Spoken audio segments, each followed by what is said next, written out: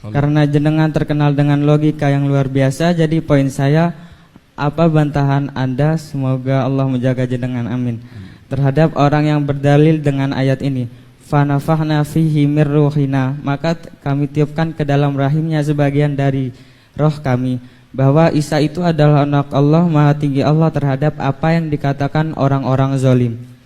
Kami berharap jenengan berkenan memberikan penjelasan tentang hal tersebut. Terima kasih, syukron. Nggak pakai alternatif dulu.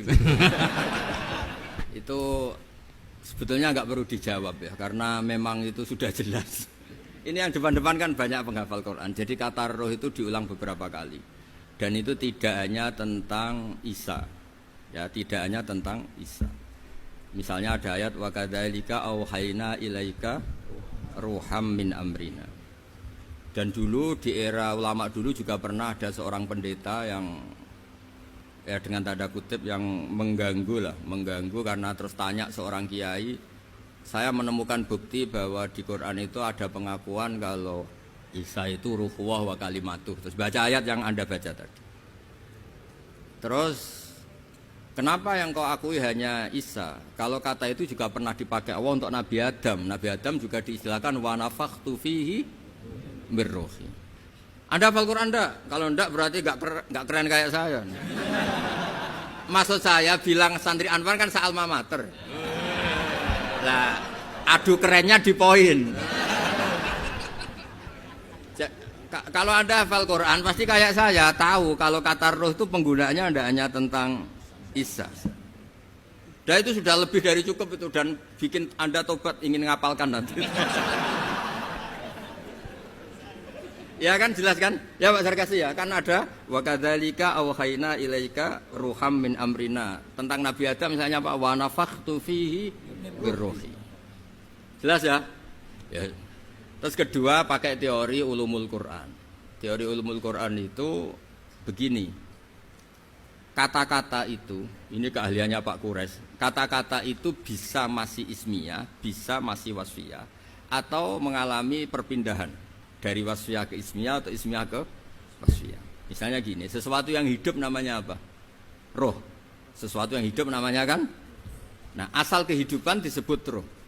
Karena Quran itu bisa menghidupkan, disebut auhayna ilaika ruhan. Karena bikin hidup. Orang kalau punya Quran kan punya semangat, punya hidup. Bandingannya adalah orang yang nggak bisa berpikir disebut orang yang mati. Karena nggak punya daya berpikir atau tidak bisa mikir. Sehingga orang yang pinter istilahnya Quran liyahlika man halaka am bayyinati wa yahya man hayya am bayyinah. Jadi kalau orang enggak pinter itu disebut mati. Karena wujuduhu kadami. Dan itu Anda harus ngaji seperti itu. Nah, sehingga istilah-istilah itu ya normal saja karena Adam dikasih kehidupan, Nabi Isa dikasih kehidupan dan Quran bisa menghidupkan kita dengan pencerahannya, semuanya itu disebut roh. Jadi istilah roh itu tidak harus yang Anda bayangkan terus begini, terus kayak apa, itu ya biasa aja karena tadi ada lafadz yang enggak lepas dari makna wasfiyahnya. Nah, di Quran itu sering ada kata gitu, misalnya begini, ini contoh, ini sebagai penghormatan ini sama yang baca. Saya beri contoh, Quran itu dikatakan apa? Quran, karena makruh dibaca kan?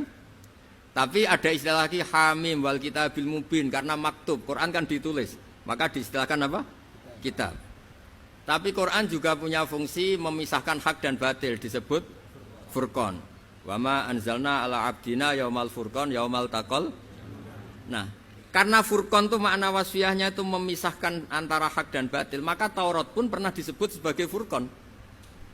Walaqad ataina Musa wa Harunal Furqan. Itu bukan Furqan yang kayak Quran kita, tapi ya Taurat. Karena dengan makna wasfiyah itu sama. Taurat ya bisa misahkan hak dan batil, Quran juga misahkan hak dan berarti yang seperti ini itu pakai makna apa? Wasfiyah istilahnya. Makna asal usul. Malah kepinteran kok enak nerangno iki malah keribet.